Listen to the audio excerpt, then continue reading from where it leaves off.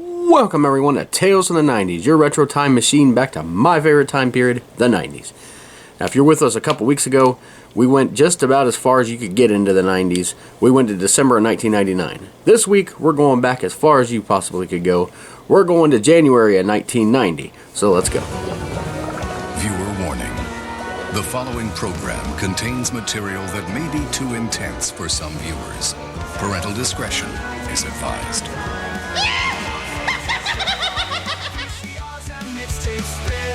Where every tale begins. Tales from the crypt, marathons, wrestling wars and morning yawns. Play kickball in the street, man those days can't be beat. Tales from the 90s never die.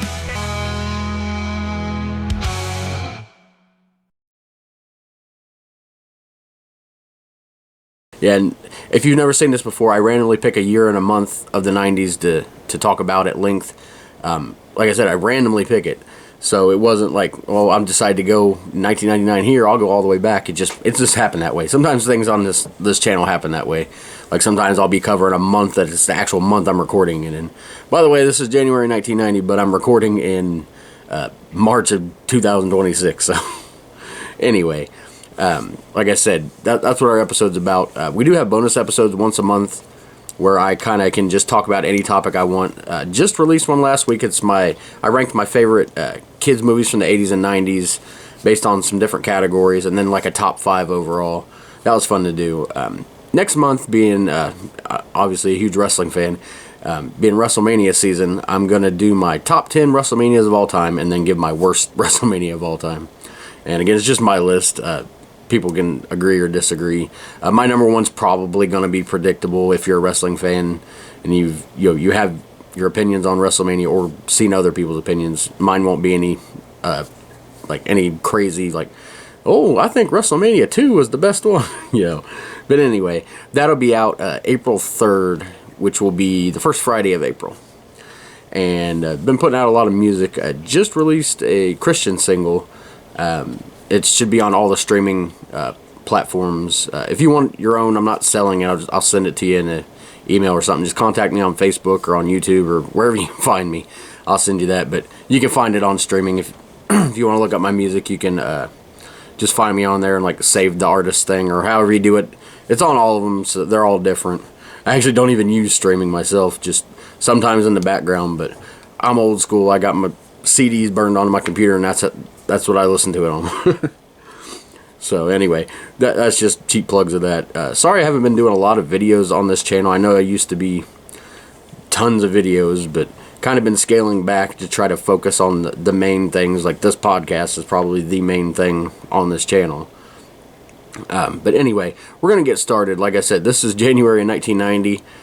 In my December 99 one, I kind of jumped into the 2000s, just, from the end of 90s to basically I became an adult, just to kind of fill in the gaps there. And this one, I'll talk a little bit about some of the stuff that went on in the 80s that, like I said, this is the 90s, so I don't ever talk about the 80s. I may do something on the 80s once I get through all of the 90s, but it won't be like this. It'll probably just be a year-by-year thing, because the reason I base on the 90s and I remember them so fondly is because that's, I was from 7 years old till 17 at the end of the 90s. So obviously I remember that more than I do from birth to 7. But I'll try to fill in some of those gaps of things I do remember. But we're going to start talking about some pop culture things. We're going to talk about music. Huge country music fan. Wasn't listening to pop at all at the time, but I will give the number ones just to give a point of reference and for those that were listening to that music. Using the Billboard Hot 100 charts. Another Day in Paradise by Phil Collins. I've never heard of that song in my life. I've heard of Just Another Day in Paradise by Phil Vassar. I'm sure it's a completely different song. But it was number one for 2 weeks, plus 2 weeks back in December, giving it 4 weeks total. And then the song How Am I Supposed to Live Without You by Michael Bolton. It was number one for 2 weeks, plus 1 week in February, making 3 weeks total. And I actually do know that song, but I didn't know it then. My mom's a huge Michael Bolton fan. My dad actually took her to a concert, I want to say is either 91, 92, 93, somewhere in there. It feels about 92 feels about right. Anyway, like I said, I would listen to country music always, especially this time. Always listen to the American Country Countdown.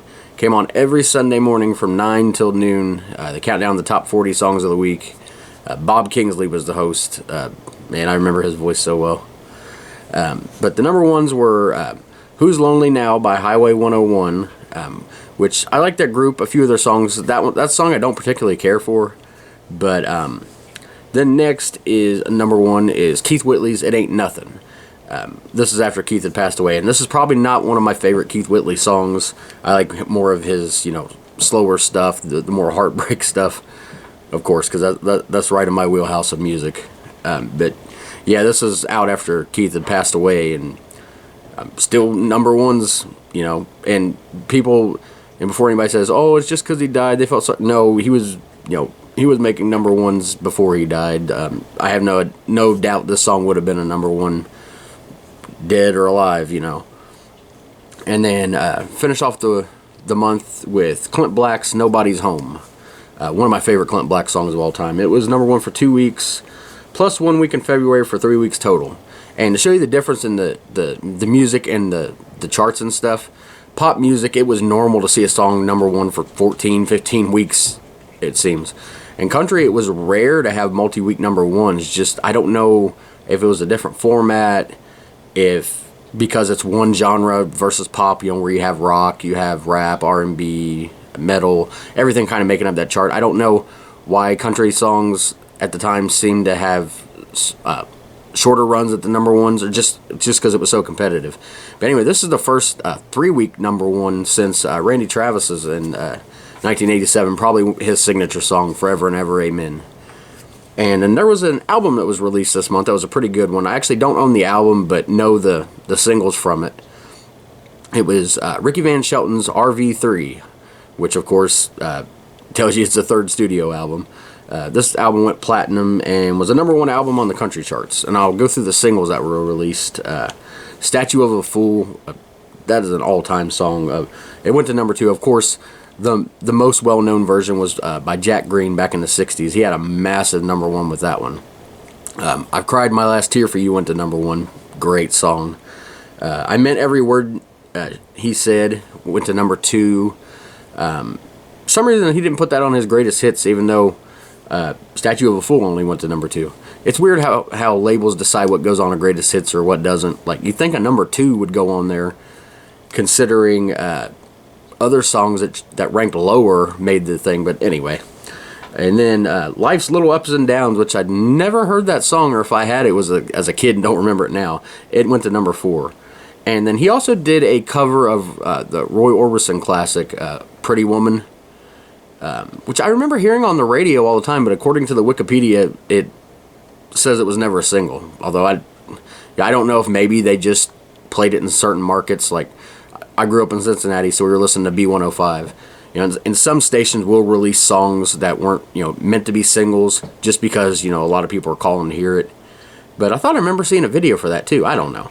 Anyway, next I want to talk about one of my favorite things of all time, Tales from the Crypt. As you can tell by the font in the title of the series, I'm a huge Tales from the Crypt fan. And whenever there's a month in a year that's going on where episodes are released, I'll talk about them. In this case, there wasn't one. It was become later in the year, would be the second season. But the first season was at the end of the 80s, in 89. So I figure since I'm not guaranteed I'm going to talk about the 80s like in long form at some point, might as well just talk about it now. The whole first season of Tales from the Crypt. And this won't be too long because it was only 6 episodes. It was 7 seasons. But the very first episode was called The Man Who Is Death. It starred William Sadler. And of course, you've never seen Tales from the Crypt. It's a mixture of comedy with the Crypt Keeper with his horrible puns that I love. And, horror. Based on 50s comics by EC Comics. Tales from the Crypt, The Haunt of Fear, The Vault of Horror, shock suspense stories, crime suspense stories. I can go on and on. Anyway, it was a huge controversy because they basically got the comic books canceled back then because they thought that the horror comics led to juvenile delinquency. Yeah, we've heard that throughout the years with TV and movies and video games and music, and none of it actually leads to that. it only it can contribute, but you have to have that in your mind to do stuff. You're not gonna, oh, look, this guy killed somebody in a comic book, I'm gonna go do the same thing. You had to be mentally messed up in the head, and you could have got your idea from anything. But anyway, then there was a British movie in the 70s which I loved, but then 89 HBO comes out with this show, and it was by like 5 famous directors that got together to put these tales together, and they're all based out of stories in the comic books. And I've been reading through the EC archives, which is I think there's like 4 or 6, I can't remember, issues. I think it's 6 issues in each book, and it's basically the comic books, just put into a book form. And it's funny when I read an episode based on a TV show, or read an issue based on a TV show, and it's like almost nothing alike. It's like they just use the name on some of them. Some of them they're faithful. But anyway, the very first one was called The Man Who Was Death. William Sadler played the main character. He would go on to star, of course, in Demon Knight as Breaker. And he was also I believe he was the Grim Reaper in like the Bill and Ted movies, which I've never seen. But he actually played that role in A Tales from the Crypt. Like during one of the openings, the Grim Reaper visited the Crypt Keeper, and they started playing chop poker to see who would get to keep the crypt. But anyway, William Sadler, a great actor. This story, I'll try to keep these short. The basic plot of the story is William Sadler plays the executioner at a prison. He's the one that pulls the switch for the electric chair. Well, they got rid of the death penalty in the state, and he loses his job because he wanted to go back to, because he was originally just an I was going to say an electrocution. He was originally an electrician. I can't talk. Electrician at the prison. And he wanted to go back to that. He's like, but the other people are like, oh, the other prisoners might not like you there because, it might be dangerous for you because they know what you did. So anyway, he's out of a job, and this one's like the only one in the whole series where he's like literally talking to the camera. Like he'll literally look at the camera and talk to it like he's narrating the thing, plus acting in it too. It's a throwback to older movies and TV shows. But it's the only one in the series, and it's the very first one. And by the way, this one has no like monsters in it. Not all of them do. Some do, some don't. But anyway, he's complaining, and he starts seeing people that like get away with crimes, so he decides to start executing them by electrocuting them. And anyway, he ends up getting caught, and wouldn't you know, as soon as he gets caught, the state reinstates the death penalty. And he made a big point at the beginning of like everybody throwing a fit and making fun of them for whining because they're about to die, and he's like, I heard electrocution was quick and simple, you didn't feel any pain. I'd hate to think that. So at the very end, of course, he's kicking and screaming, the governor's gonna call, don't kill me, I used to be one of you. And part of you can like feel for him. It's like, but at the same time, some of the people he was going after weren't actually like, I think the first person he killed was guilty, but like another one, they weren't sure or something, but he just took it upon himself to kill him anyway. But anyway, great episode. Like I said, the very first one. And I did a series of videos. It was supposed to be a bonus episode of my top 40 Tales from the Crypt episodes, but I had so much to talk about, plus I showed the actual Crypt Keeper intros. So I broke it into 4 episodes. You can find it on the channel here. But it was number 3 on my list of top 40. It shows how big of an episode it was. Coming up next is actually number 2 on that list, and that is And All Through the House. By the way, the first 3 episodes of this were released on the same night, so you got all 3 at once, and then the other 3 episodes aired later. But All Through the House was also a segment in that British movie I was talking about. But this is a classic Tales from the Crypt story. Again, no monsters in this. It's about a woman that kills her husband or fiance or something for basically life insurance money. And in the British movie, the guy seemed like a nice guy. In this one, he was a jerk, so you're almost like, who cares about him? But anyway, yeah, she kills him, and she goes to like, I think she's gonna like throw him in the well or something, make it look like he fell and hit his head in the well and died or something. But at the same time this is going on, an escaped lunatic from the middle home is out. He broke out and he's dressed as Santa Claus, going to people's houses and killing people. And guess where he ends up? Yeah, so at first she's like, I can't call the cops. I got my dead husband here. I haven't done what I need to do to cover it up. And then she gets like this brilliant idea. Is like, I didn't kill Joseph. Santa killed Joseph. Brilliant idea. But at the same time, she's got to escape this Santa Claus. And at the very end, her daughter ends up letting Santa Claus in, because it's Santa Claus and it's also Christmas Eve. They're waiting on Santa. And he's like, naughty or nice. And this Santa Claus is so creepy looking. If you've seen the British movie, it's just this nice old looking guy. Well, he's not nice looking, but it's just old, disheveled, homeless looking, loony bin type guy. This other guy looks like a monster, even though he's not technically a monster. But of course, Crypt Keeper dresses up as Santa in the intro. Just a great episode. The third episode, which is number 24 on my list, is called Dig That Cat, He's Real Gone. Some supernatural stuff in this, but not any monsters. This is about a homeless guy that just, he's just always going around, up to no good. Well, anyway, this experimental doctor scientist guy finds him to do an experiment. He'll pay him a bunch of money, and the guy's like, well, what do I got to lose? I'm broke.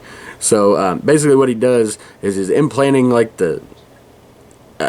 I don't know if it's a gene or something. Anyways, the old thing about the cats have nine lives. Well, apparently, according to this story, it's true. And he kills the cat to get the 9 lives, and he transports them into the guy. So basically, the guy can die and come back. So he decides to start using that to make money. Like side shows where shoot the guy in the chest, and and he comes back. And eventually it gets bigger and bigger, and the guy's still a jerk. It's not, he gets even worse. Like, he literally gets in a car crash knowing he's going to die just to kill the doctor, because the doctor's like tagging along with him, to kill him off so he gets more of the profits. You would think if he was thinking, he would be like, I wonder if I can get more of these 9 lives, because eventually these are going to run out. I can make even more money. So, but you never know, because he killed the doctor. He was so impulsive. But anyway, at the end, he's a jerk to everybody. He ends up getting like a girlfriend. He's a jerk to her. She like stabs him and kills him for one of his lives and takes off with the money. But anyway, he's just a jerk. So he's laying there, and his last death, he was like, after this, I'm done because I only got 1 life left. You would think you'd want to keep some of those. But anyway, he's laying there. He got buried, is what it was. Under the ground in a coffin, and they would come back like the next day, and he would have been dead by then. He's laying there. I guess in this one he's technically talking to the camera, even though it's not like acknowledged, like I'm talking to the camera. He's just basically talking to himself, kind of like me right now. But anyway, he's laying there in the coffin, thinking about all the lives. He's like, and that poor cat. And he's like, wait a minute, the cat actually died to give me that life, and he realizes he miscounted.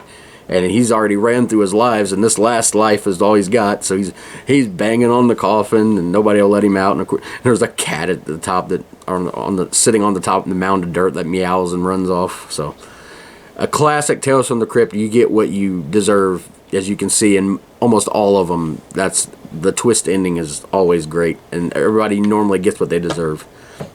Number 4 is Only Sin Deep, number 34 on my list. It's about this prostitute that's like vain, like obsessed with her looks, and she wants to get this guy, and she needs like money to go to this this fancy party because this guy's a rich guy. So she sells her beauty, and she just thinks it's just a guy making a mask of her face. It's like, whatever, and he gives her like $10,000 or something like that. So anyway, she goes to the party, meets the guy, and they fall in love and everything. But she's got like 2 months to come back in because it's a pawn shop that she sells the guys at, that sells her beauty to. Again, this is a little supernatural in this one, but no monster. But anyway, she starts noticing that her face is like, she's becoming old basically, and by the end she's like an old, ghastly looking old woman. Looks like she should be a monster. But anyway, she tries to go, she tries to go to the doctor. What's going on? We can't figure out nothing wrong. So then she goes back to where she sold it, and she apparently was like 2 days late or a day late to redeem it, because that's when the changes started. So the guy wouldn't give her beauty back. So he basically, she needs money, like he'll sell it back to her, but like even more money than what she paid for it, or what she was paid for it. So she goes home and like is gonna take all the jewelry and stuff that her rich boyfriend gave her. Only he shows back up because he was like away at a business trip, and of course he doesn't recognize her because she's all advanced. He thinks it's a robber, so she ends up shooting him. So anyway, she goes back and the guy's like, I can give you your beauty back, but and then shows her the newspaper because her fingerprints are on everything. So it's got her face in the newspaper as like wanted for murder, but not this old woman. So basically she ends up taking her mask and going away with it, but not actually getting the beauty back. But the not the twist, because that was the twist. She got what she deserved. She was so vain, and now she's ugly and broke and has nothing. But anyway, the reason that she was losing her beauty is because he didn't just like make masks of the face. He did some kind of voodoo or something. He has like a dead wife that's been in there, like this corpse in a coffin, and apparently this taking the beauty like restores her face for a while, but then he has to keep doing it. It's a kind of weird thing. Number 5, the episode number 5 is called Lover Come Hack to Me. It didn't make my top 40 list, but it's about a newlywed couple where the guy's a jerk and only wants the woman for the money, is actually going to murder her on their wedding night. But he ends up learning that she has actually her family has a dark secret of them killing their husbands on their wedding night. So he thinks he's going to kill her. Well, it's the other way around. And number 6, again, there's no actual monsters in this first season, but they're to come later on. But number 6, the last episode of the season, is called Collection Completed. Is number 18 on my list, and it's funny. Like, it's about this old married couple. The guy's retiring. He'd worked forever. Didn't know life without working. Meanwhile, but he worked long hours and basically neglected his wife. So she became obsessed with like the pets in the neighborhood. So he was taking on all these strays, and and he's like, I'm retired now. You don't need time for them. And she was doing stuff like she was like cooking up. He sits down for breakfast, and she's cooking up this big steak. He's like, oh boy, I'm loving this retired life. She sets the steak down on the floor for the dogs, and it gives him a little bowl of dry cereal. And then, he's got a headache, so instead of giving him Tylenol, she puts it in a sandwich like you would a dog to try to trick them into taking medicine. So, anyway, he just starts going nuts from this because she's clearly lost her mind. So he starts taxidermying her animals and like going nuts with it. Well, at the end she finds out, and he's trying to get her her cat, like the latest animal, her collection, which becomes his collection. He tries to get her cat, and she didn't have another. She takes this hammer. He was given like a golden hammer for his retirement, hits him in the head. Anyway, there's this neighbor that's always like annoying Jonas, the guy, her husband. But he comes over like, I haven't seen Jonas in a while, and she's like, oh, he's in the living room, and he walks in, and he goes, because he's sitting there, and she's taxidermied him. Who knows at the end of the episode, he probably just goes off and calls the police, unless she snapped and taxidermies him. But anyway, that's the first season of Tales from the Crypt. Some of the most iconic episodes in that season. My favorite one would come in season 2, but yeah, it's such a great season. But at this time, I do want to talk about some of those 80s memories I was talking about. One of my earliest memories, and I don't know if it's like an independent memory or just aided by videotape, but it's my 3rd birthday party. My mom and dad were still together at the time. I should start at the beginning, actually. I was born probably downtown Cincinnati or something in a hospital. I don't know exactly what hospital, but we lived in Price Hill, which is on top of a big hill. It's not a very good neighborhood these days. I don't know if it was then, but it's definitely not these days. We actually lived above a St. Lawrence flower shop. We lived above a flower shop. Well, technically my grandparents and my uncle did. My grandma Lois and Grandpa Wally lived on the 2nd floor of whoever owned this flower shop. It wasn't our families. It was whoever owned the building. But they lived on the 2nd floor, and in the back room on the 2nd floor lived my Uncle Dan, my dad's brother. And on the top floor was like basically just a little tiny attic apartment. Was my mom and dad, and then I had to be born, so they had to make more room for me. But yeah, I remember from the memories I have just there. But like I said, my third birthday party was actually held at my granny's house, and I've talked a million times about her and done a bonus episode where I read a book I wrote about my experience at granny's house and how important that was to all of us kids and our family. But this third birthday party happened there, and like I said, my mom and dad were still together at the time, so I go over there with my grandma, my dad, and mom. And we go over to Granny's house, there's family from both sides there. It's a pretty big third birthday party, actually. And just the video, you can actually find the video of that on my YouTube channel or my Facebook. It's pretty cool. It's 1986. The end of 1986, so you get to see all the wonderful 80s stuff. But yeah, thanks to my grandpa recording that and some other stuff. There should have been more tapes. I've talked about this before. They've got stolen by various family members or whoever stole them. So I've only got 2 tapes, and they're probably the only 2 tapes left in existence. And I only have them because they were actually given to my granny. Otherwise they might have been stolen too. But I got them all onto YouTube and digitalized, whatever you say it now. But definitely keeping those tapes. Probably 2 of the things that I physical things that I own that I would never part with for any reason. Then there's some, I didn't remember this, but I was told it happened that sometime when I was young, between the ages of, I think I was even 2 or something, I somehow blew myself up basically with the gas stove. I had turned it on and I don't know how the house didn't catch on fire or anything, but something happened. There was I don't know how I survived that. I remember I don't remember. I was told I had a hernia surgery when I was 3 or something. I don't know if it was related to that. But there's a picture. I wish I still had it. It's when I was 3. I was wearing a Gremlin shirt, and I can't remember if I was exactly 3 or not. But anyway, I had gotten stung by a bee, which I was allergic to. And my face swelled up so bad on one side, and my brother Josh always made fun of me, called me Louie in the picture, Louie Anderson. But the funny thing about that is of course, every time I get stung by bees, I'd swell up. But one summer I was at my granny's house and back in the woods, and I got stepped on a bee's nest or something, or just there's a whole swarm of them. I got stung by 20 bees, and after that, as far as I know, at least, I haven't been allergic. I swear it took my allergy to bees away. Watch I get stung or something this summer and get swollen up again. It's it's back. But anyway, just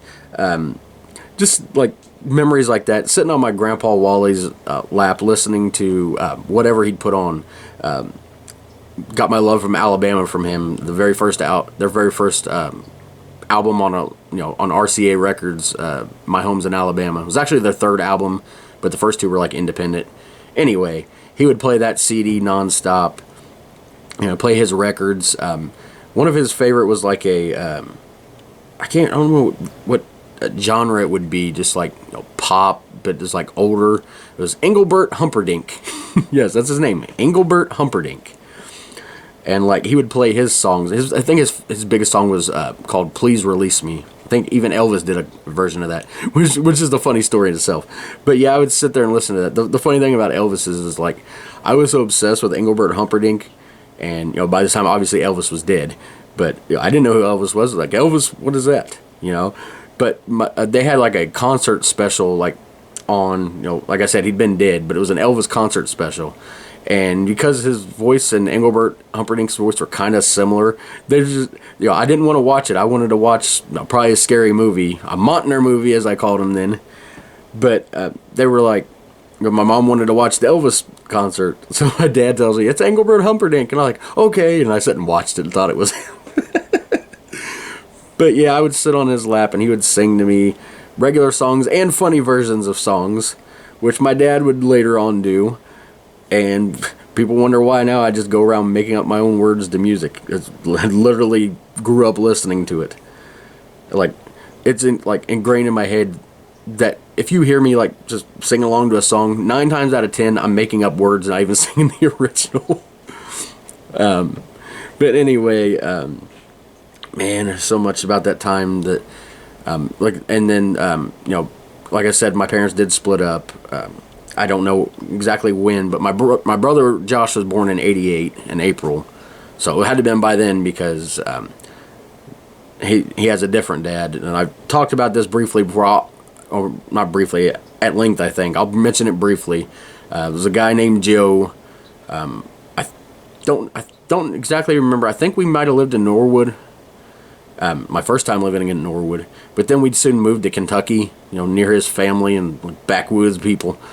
And I don't want to talk too bad about him because he's got a bunch of kids, and they're my brother's brothers, and I'm not trying to insult anybody. Everybody, but the basic story is he was abusive.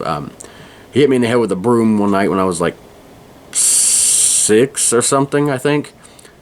Maybe 5 or 6. He gave me a concussion. My mom left that night, and we never went back to him.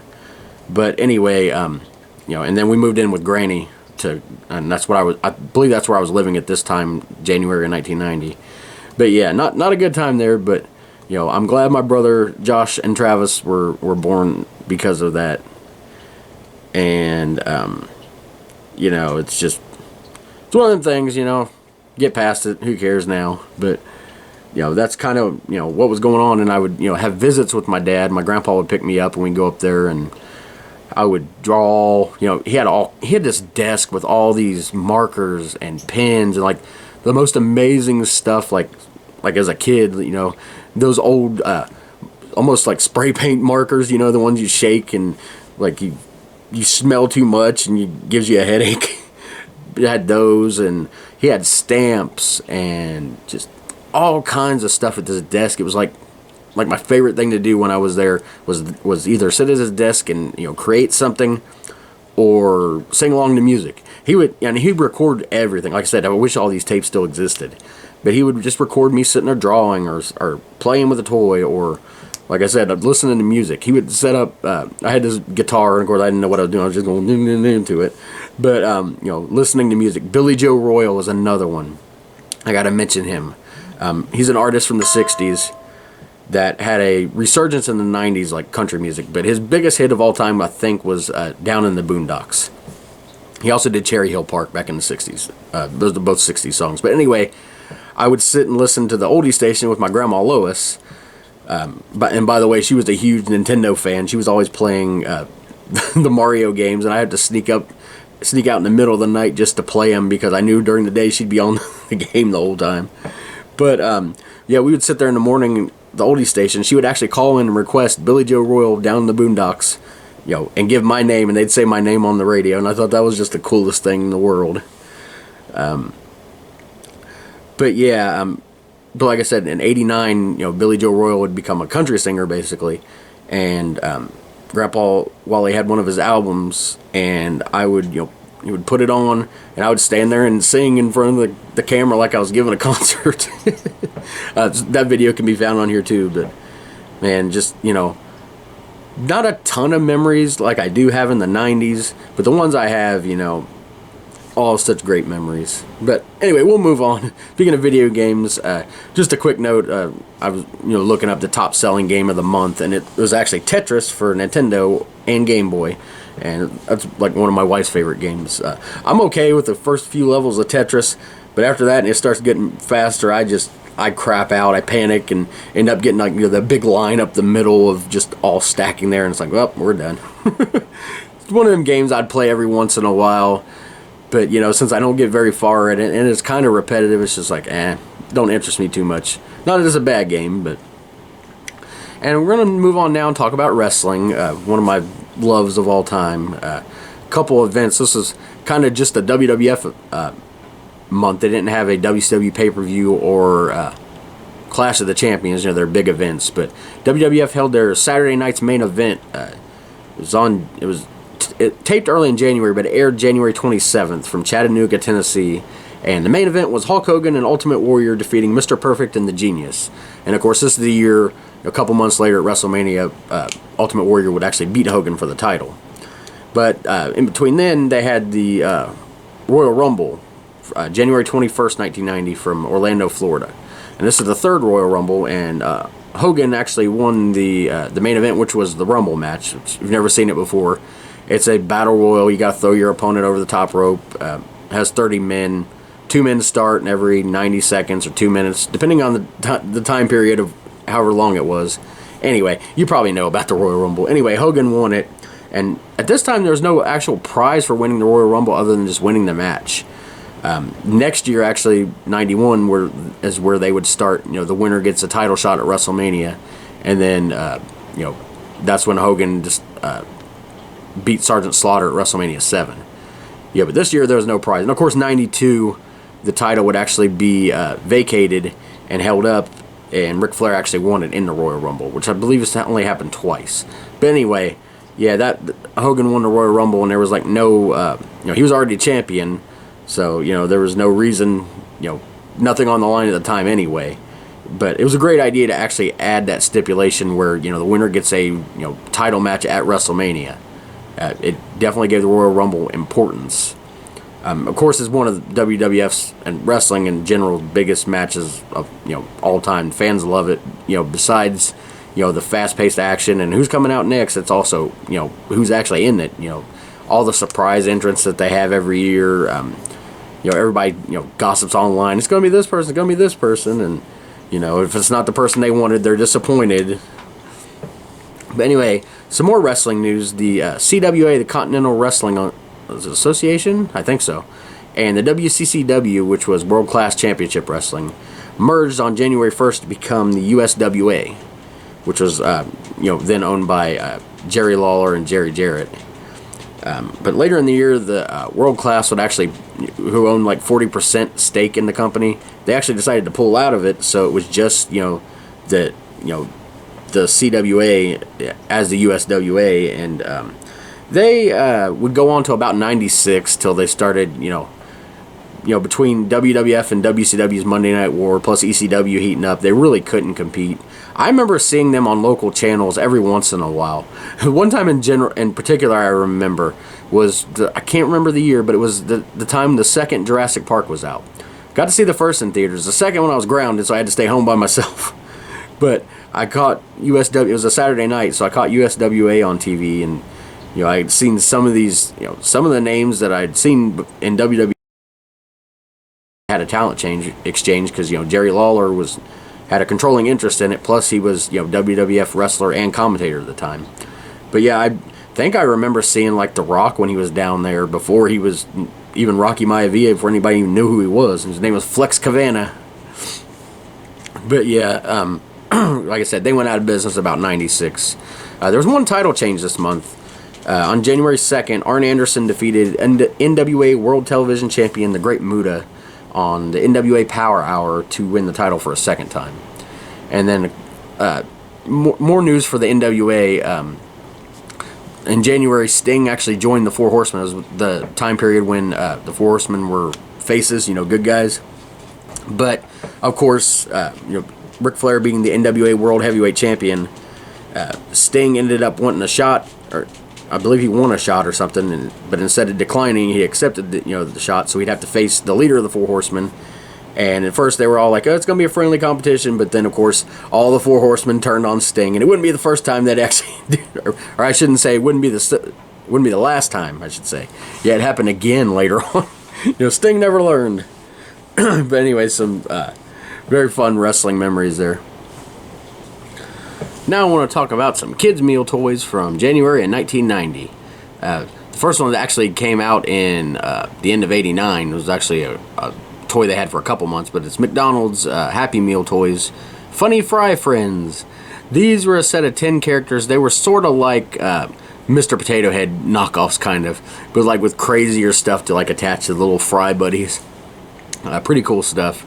KFC had Alvin and the Chipmunks. They were like those little PVC figures they used to have. The most popular ones are probably like the Smurfs or the California Raisins, if you remember them. Just some short little PVC figures.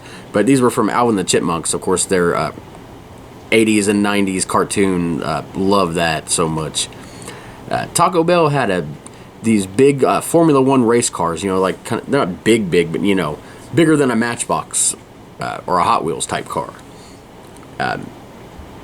Probably it looked like they were made more for littler kids, but still bigger kids could have had fun with them too. Hardee's had toys celebrating the 30th anniversary of the Flintstones. They had characters from the cartoon plus with like a prop with it, like Fred Flintstone had a television, Barney Rubble had a barbecue, Dino had a jukebox, Pebbles had a telephone, and Bam Bam had a pinball machine. And finally, Subway had Warner Brothers cartoon figures, Tom and Jerry, Bugs Bunny, Taz, those type things. So definitely a lot of good choices there.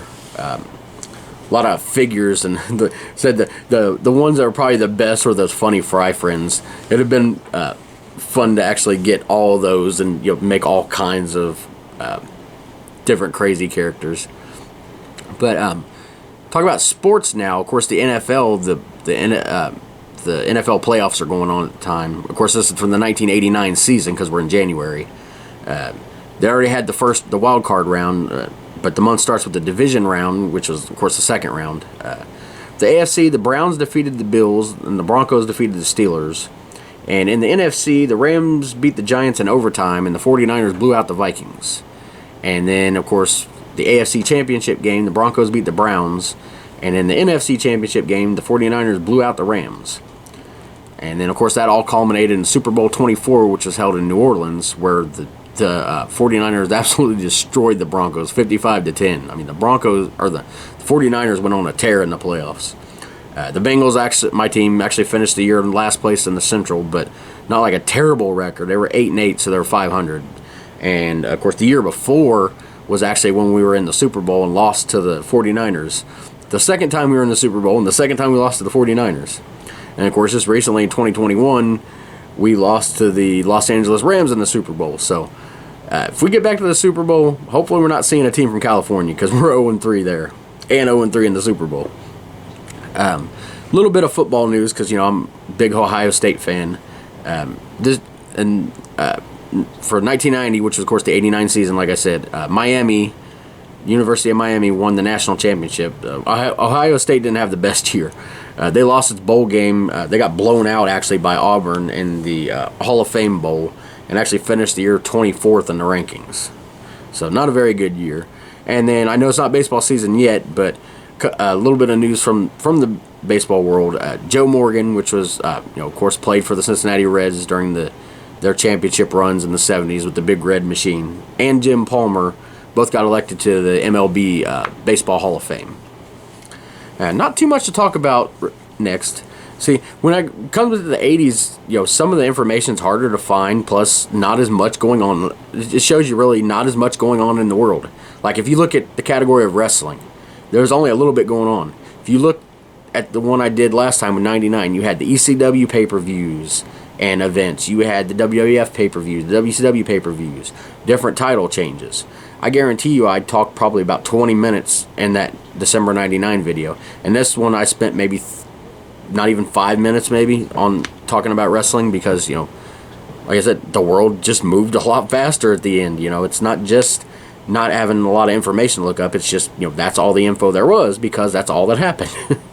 Shows how fast the world moved from the end of the beginning of a decade to the end of one. But anyway, we'll talk about some TV stuff and we'll get out of here. Actually, a couple weeks ago, or maybe it was even last week, I mistakenly said that the Time Warner merger happened then. I think it was last week's 96. It actually wasn't. It was the AOL Time Warner merger. Time Warner actually began in January of this year when the Warner Communications Cable Company merged with Time Magazine, become Time Warner. And like I said, when I talked about last week, I was talking about the digital cable. That was actually the AOL Time Warner merger. This is when Time Warner was formed, and because I remember Warner Cable.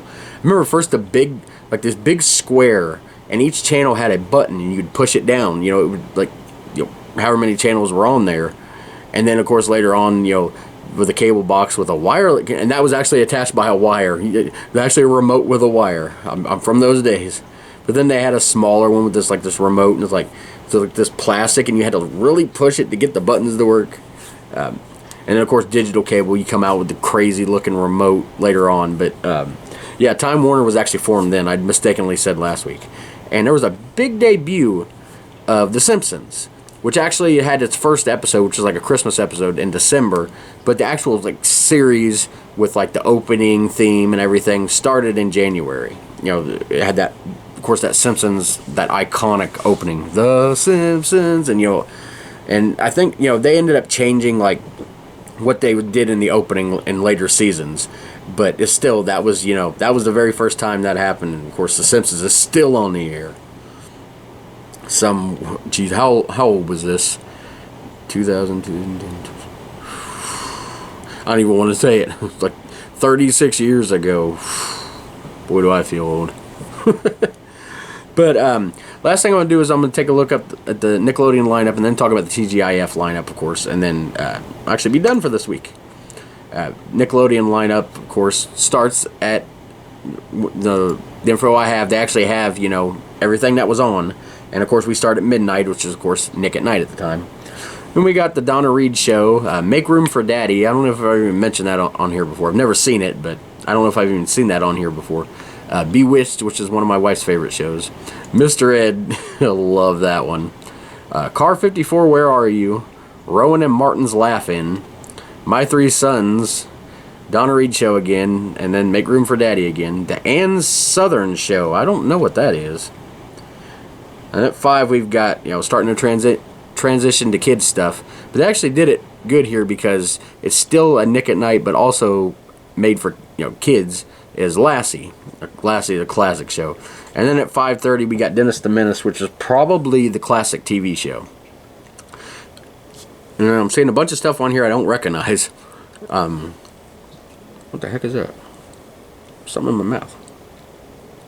I don't know. Anyway, The Mysterious Cities of Gold. I believe I'd seen this on something. It was like, it had old cartoons or something on it. I think it was a cartoon, but I've, never really paid attention to it. Spartacus and the Sun Beneath the Sea. Never heard of that. Then at 7, one of my favorite shows of all time, Mr. Wizard's World. It's a science show for kids. Learned so much from this. And at 7:30, classic Inspector Gadget. One of my favorite cartoons of all time. Speaking of that, up at 8 is Heathcliff. And then Pinwheel, which was actually the name of Nickelodeon. Before it was called Nickelodeon, it was called Pinwheel. I think based on that show, but I've never actually seen the show. That is actually that actually starts Nick Jr. now. And then we got Today's Special, which I don't remember too much about. Maya the Bee, I've briefly seen. Adventures of the Little Koala, same as Maya the Bee. And then at 10:30, one of my favorite cartoons of all time, The World of David the Gnome. Man, the theme song, everything about that, just David the Gnome is the greatest thing ever. And then at 11, we got Sharon Lois and Bram's Elephant Show. The one with that's only remembered by the song. Well, not only, but a lot of people only remember the Skinnamarink Dinky Dink. That song came from this. Like, for the longest time, I couldn't remember what that show was called. But yeah, it was like Sharon, Lois, and Bram. They were like these entertainers for kids. They had like live shows where they get up there and sing silly songs to kids. That type of thing. It's before Barney and Blue's Clues. But it was called the Elephant Show because they had this big giant elephant costume with someone in it. I don't know why.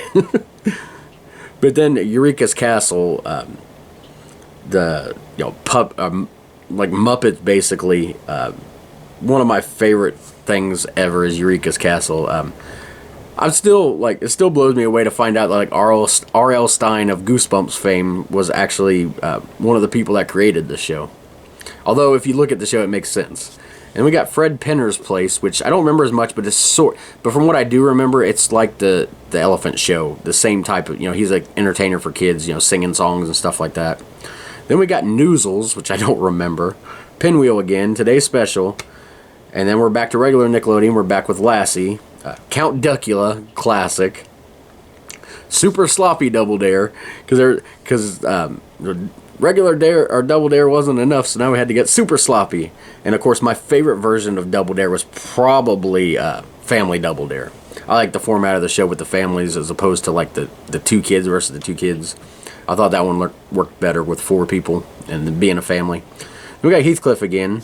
We got the Patty Duke Show at 4:30 in the afternoon. That's weird to have on Nickelodeon. But then again, this wasn't the Nickelodeon that a lot of people remember. This is pre-Nicktoons. You know, Rugrats hadn't been on yet. Same with Ren and Stimpy, Doug, Rocko's Modern Life, Nick Arcade, you know, Guts, Legend of the Hidden Temple, all that stuff that everybody remembers fondly from Nickelodeon. This is right before that happened.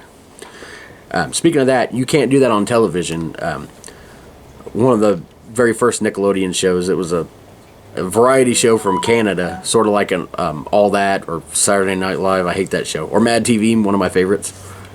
But made for kids. Don't just sit there. I believe it was a game show, but I don't remember it. Same with Make the Grade.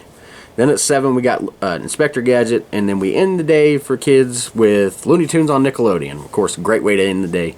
And a great transition back to Nick at Night, because a lot of parents that are sitting down for Nick at Night also remember fondly watching Looney Tunes. You know, that was on when our great grandparents were alive.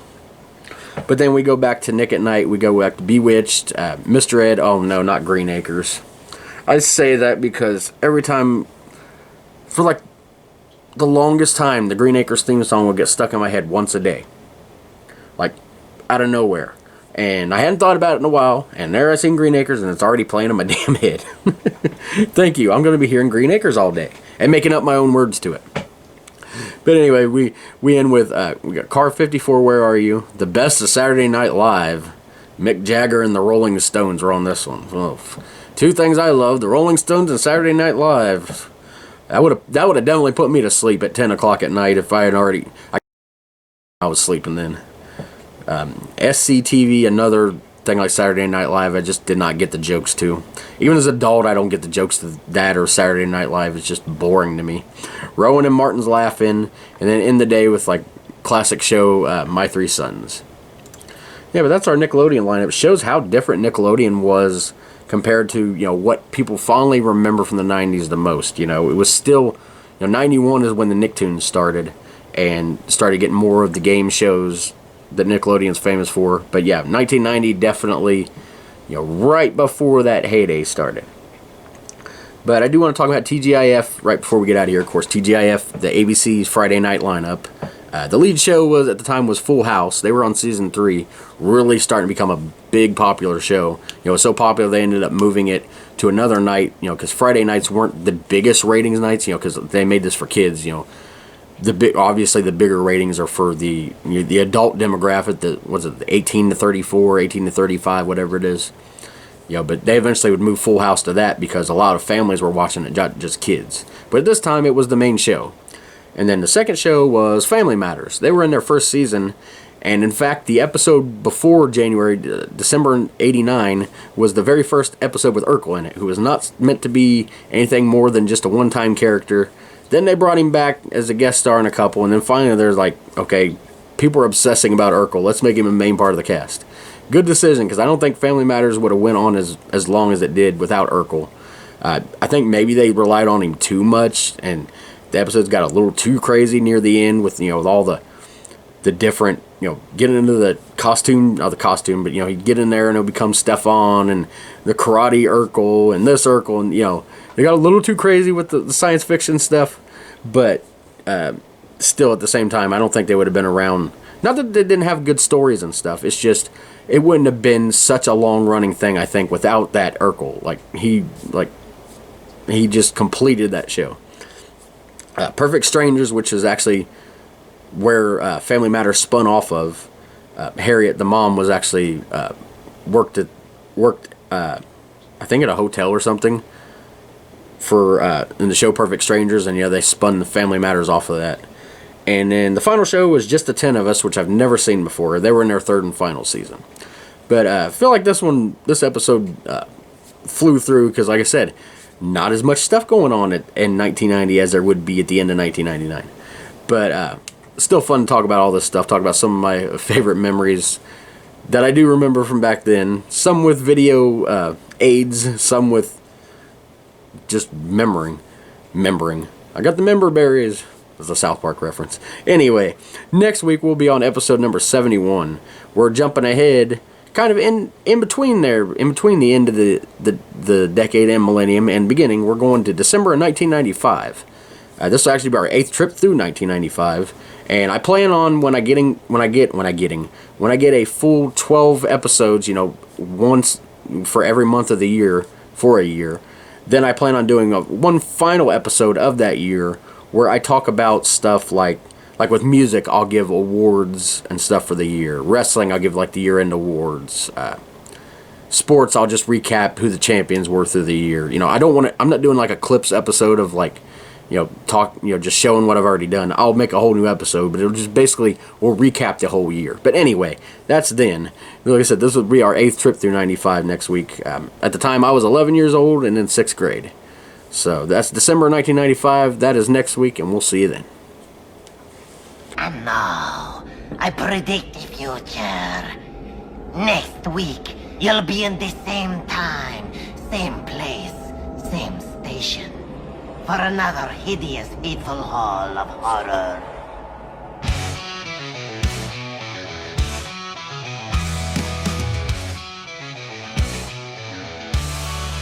Tales from the 90s never die.